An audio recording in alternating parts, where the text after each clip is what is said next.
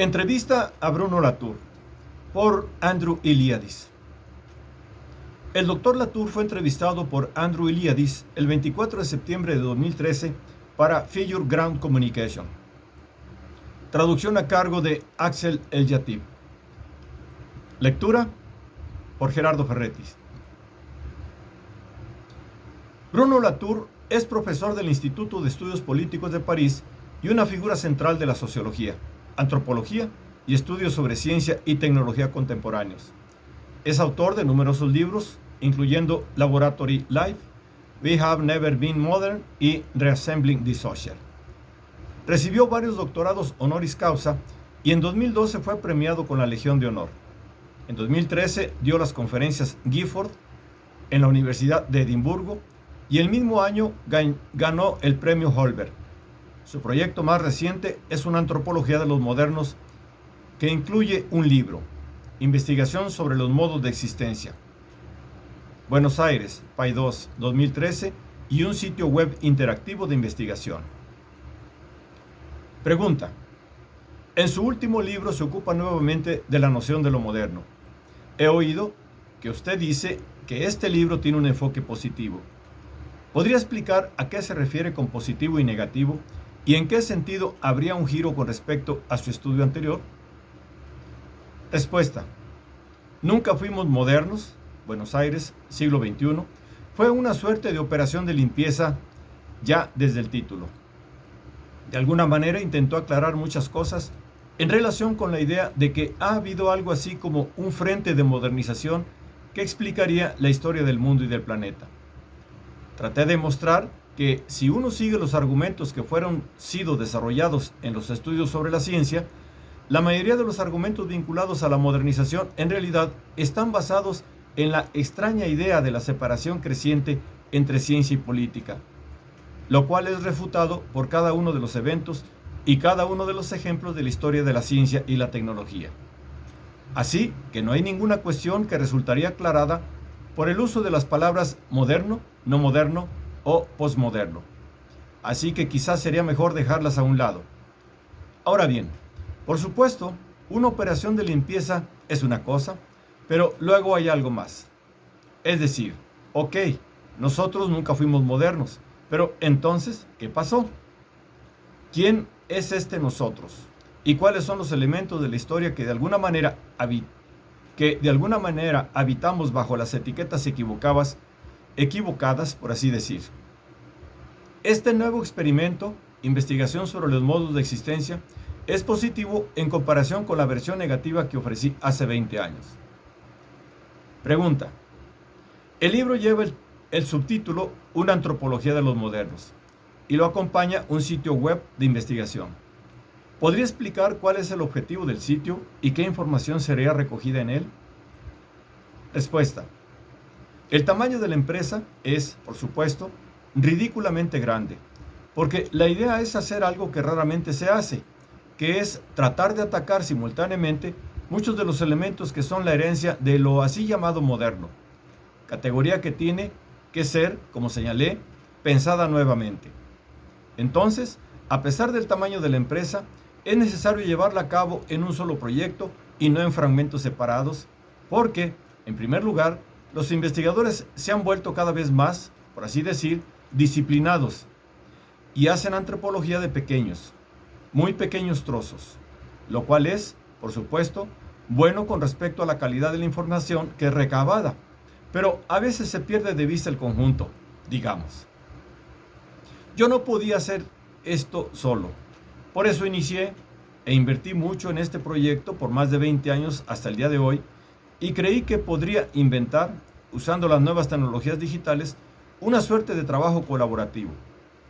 No en el sentido de tercerizar, no una wiki, si bien esa podría haber sido una solución, sino algo más enfocado en una empresa colectiva. Por eso hay un libro en papel, más un sitio web, más gente que está supervisando, 5 personas que serían moderadores, más una comunidad que esperemos existirá, de gente interesada en convertirse en co-investigadores en el plazo de un año. Todavía tenemos un año más por delante. Y que por supuesto continuará trabajando posteriormente pero por un año más estará organizada con dinero suficiente. Esperamos que la documentación e intercambio de experiencias en las líneas de investigación desarrolladas en el libro se incrementen. Y, por supuesto, habrá muchas nuevas versiones de lo que escribí y podremos, probablemente en julio próximo, reescribir una mejor versión de muchas cuestiones que fueron desarrolladas en el libro más esquemáticamente. Pregunta: ¿ha ido más allá de la teoría actor-red hacia los modos de existencia? Respuesta: bueno, en realidad, los dos proyectos se desarrollaron paralelamente, pero en efecto son como dos pasos. Uno es el argumento del actor-red y el otro el de los modos de existencia. Pero de hecho, no puede realizarse uno sin el otro. Sin la teoría del actor-red, la noción de asociación y el despliegue de la variedad y heterogeneidad de las asociaciones, es imposible oír o escuchar o registrar lo que son los modos. Entonces, los dos modos que ahora tienen sus acrónimos, red y pre, o preposición, trabajan juntos, por así decir, para abrir un campo de investigación.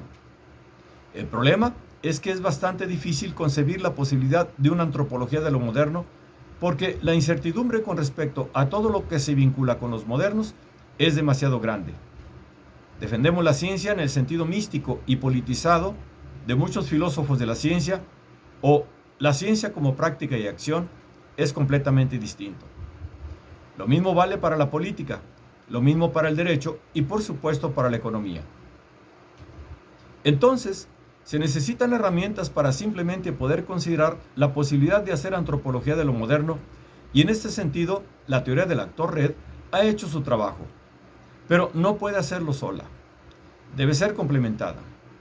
Una cosa son las redes y otra los conectores de tales redes. O si usted prefiere, algo es la asociación y otra cosa es el color de esa asociación. Esta es una metáfora que podría explicar la conexión entre ambas. Pregunta: la expresión modos de existencia ha sido usada por Gilbert Simondon y Etienne Suriau. ¿Cuándo se encontró usted por primera vez con sus trabajos y qué tomó primero de ellos? Respuesta: Simondon es, por lo menos en Francia, muy conocido. Digo, si usted mira en las librerías el estante de filosofía de la técnica o tecnología, no hay muchos libros, y entonces, claro, leía a Simondon hace muchos años. Es parte de una suerte de literatura estándar sobre la técnica, y cuando comencé a estudiar la tecnología yo mismo, como una persona actor-red, por supuesto tenía a Simondon en la cabeza. Mucho después, es decir, 10 años, descubrí a Suriau, quien es totalmente desconocido en Francia. Quiero decir, fue conocido alguna vez, pero no por mi generación. Oí hablar de él, como así también muchas otras cosas, gracias al trabajo de Isabelle Stengers. Volvimos a publicar su libro en francés. Es un libro radical. Es, en realidad, un libro muy interesante, pero completamente oscuro. Lo mío es una versión mucho más clara y probablemente simplificada de Suriau, pero él mismo me animó a seguir e intentar este ejercicio imposible. Pregunta: usted habla de información como doble clic en su último libro. ¿Qué significa resistir el doble clic? Respuesta: evidentemente, cuando uno toma un trozo de información, uno sabe que ha sido bastante transformada, configurada, seleccionada y que es el resultado de un largo trabajo de decisión o mediación, para usar nuestro término, y que una vez que aparece como información, es en realidad resultado de unas cuantas transformaciones. Y esto es obvio con relación a los medios, cualquiera lo sabe. Quiero decir, hay que ser muy tonto para creer que lo que uno ve en la pantalla es exactamente lo que ocurre.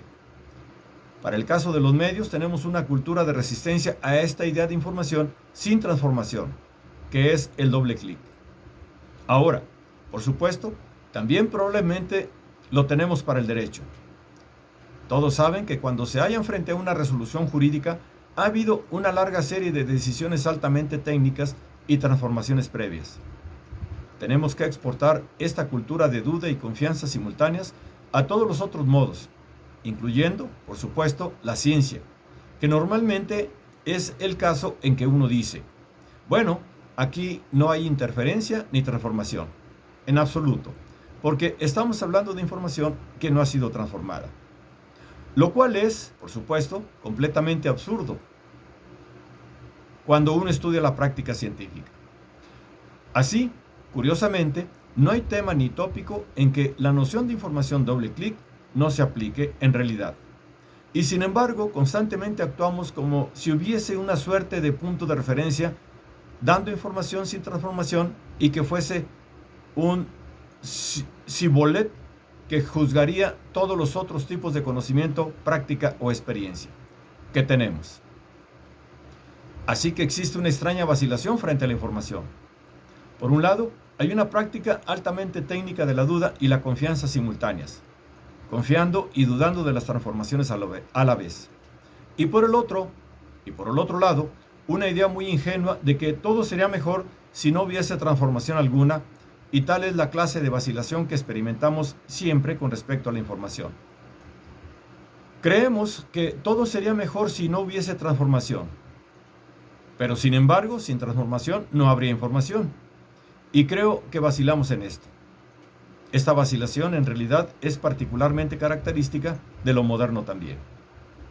Pregunta: ¿la tecnología parece tener un rol importante en el nuevo libro? Respuesta: uno de los objetivos es devolver a la tecnología, o la técnica, como decimos en Francia, pero eso es solo una parte pequeña de toda esta suerte de perspectiva. Pregunta: Deleuze también parece ser importante en el proyecto. ¿Todavía lo lee? Respuesta: sí, claro que Deleuze tiene un rol importante en el libro porque él mismo, junto a Guattari en ¿Qué es la filosofía?, en realidad hace algo que no está desconectado de lo que yo intento hacer con los tres modos. Depende de cómo se lo considere. Creo de hecho que en su libro cita a Suriau, si no me equivoco. Especialmente lo que dice sobre la ficción es muy interesante y lo he usado mucho en mi libro. Pero más allá de esto, le diría que no, porque lo suyo es más bien metafísica y mi proyecto de antropología se sustenta más en lo empírico. Por eso no creo que lo mío se conecte demasiado bien con lo que Deleuze ha trabajado. Repito, Deleuze es un filósofo y lo mío no es totalmente una empresa filosófica, es más bien una mezcla de filosofía y antropología. Muchos términos son similares. Quiero decir, en las notas que están ahora disponibles en el sitio web se puede hallar a Deleuze bastante frecuentemente, pero no creo que se trate de un proyecto deleuziano. Por supuesto que llevo a Deleuze en los huesos, por así decir, pero es un proyecto muy diferente ahora. Pregunta: ¿cómo describe la política en su libro? Respuesta: depende, porque hay muchas maneras de hablar de política. En el libro, una de las características generales es que le damos a la política el estatus de un modo plenamente maduro con sus propias condiciones de felicidad, en el sentido de J.L. Austin, y su propia y muy específica racionalidad que desde afuera puede parecer perversa, por así decir, maquiavélica, como suele decirse. Y esto es bastante importante porque la idea de la política como punto de vista, es decir, creer que la política consistiría en expresar valores, está claramente paralizando la política en todas partes, pero en particular en los Estados Unidos. De manera que uno de los objetivos del proyecto es que la gente nuevamente sea sensible a la originalidad de los modos de existencia políticos. Así se concibe la política en mi libro. Ahora bien, la política en términos institucionales es completamente otra cosa diferente. Pregunta: ¿los estudios interdisciplinarios son posibles en la universidad? Respuesta: bueno, fui decano durante 5 años, así que traté de hacer algo al respecto, pero no tengo plena confianza en que la universidad sea todavía un factor relevante de innovación con relación a estas cosas. Por cierto, creo que la universidad debería ser reinventada, pero no tengo idea cómo. Pregunta: usted emplea el concepto de diplomacia en su nuevo trabajo. ¿Por qué diplomacia? Respuesta: Lo tomé del trabajo de Isabel Stengers, Cosmopolitics, porque da algo así como una idea de lo que sería reingresar en todas estas cuestiones de antropología sin únicamente tener como horizonte el conocimiento. Es una cuestión controversial, por supuesto, pero creo que es útil porque nos da como otra tonalidad que se ajusta mejor a una perspectiva antropológica postcolonial y, digamos, post-etnocéntrica, si existe, que es como construir una base común que todavía no existe en absoluto. No solo a nivel de la política, sino también a nivel ontológico, es una cuestión controversial. Claro, un problema muy controversial para los antropólogos. Lo discutiremos en Chicago el próximo mes. Pero creo que es una palabra muy interesante cuando uno comienza a explorar los múltiples modos de aproximarse nuevamente a la cuestión de las ontologías. Hacerlo en el horizonte del conocimiento no es probablemente la manera exacta de hacerlo. Por ende, la diplomacia está ahí para decirnos, ok, todo el asunto de la comparación, de la construcción de un mundo compartido, de la construcción de una base común, debe ser cuidadosamente abierto de nuevo, digamos. Pregunta. Hablando de ontología, ¿qué piensas sobre la ontología orientada a los objetos en computación y en filosofía? Respuesta.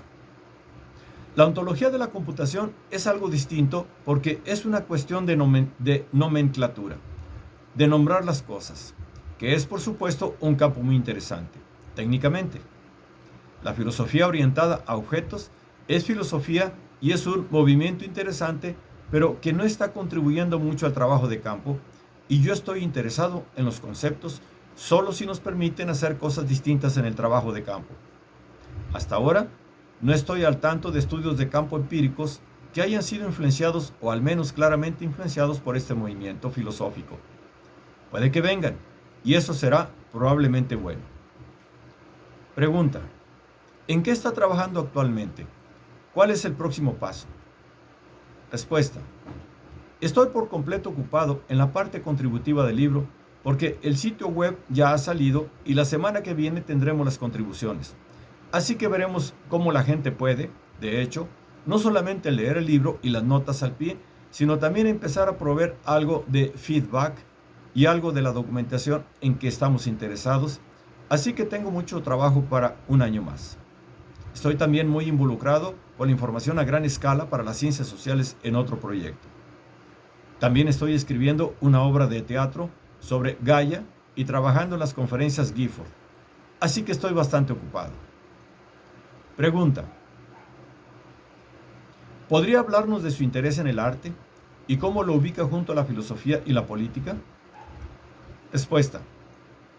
No creo que se pueda distinguir hoy en día demasiado entre las muchas innovaciones que ha habido en las formas artísticas, incluyendo lo digital y las ciencias sociales. Siempre he considerado que se trata del mismo problema en diferentes ámbitos, si usted quiere. Así que, si dar una conferencia a Gifford es una empresa intelectual y escribir una obra de teatro sobre Gaia para ponerla en el escenario es por supuesto un género distinto, los problemas intelectuales y los conceptos que han de ser elaborados no son muy diferentes. Para mí es lo mismo. Por eso creé un pequeño programa de arte y política en mi escuela. Y por eso hice la exhibición y muchas cosas más. No soy artista, ni digo que lo sea, pero pienso que muchos modos interesantes de explorar la filosofía hoy en día pueden consistir en la colaboración entre la ciencia, por supuesto, y el arte. No creo que filosofía, por lo menos en Europa, como campo, pueda conducirnos a la clase de intercambio de experiencias en que yo estoy interesado. Chill Ground, figura fondo, nombre del blog que realizó la entrevista. Dicho sea de paso, es un buen modo de hablar acerca de Gaia y la obra de teatro, porque hemos definido la obra, que será estrenada esta semana, como exactamente una inversión de la relación figura-fondo. Lo que estaba en el fondo está ahora en el escenario, por así decir. Así que es una buena metáfora de lo que ha ocurrido. Todo lo que estaba en el fondo es ahora una figura. Todo lo que estaba atrás está ahora adelante.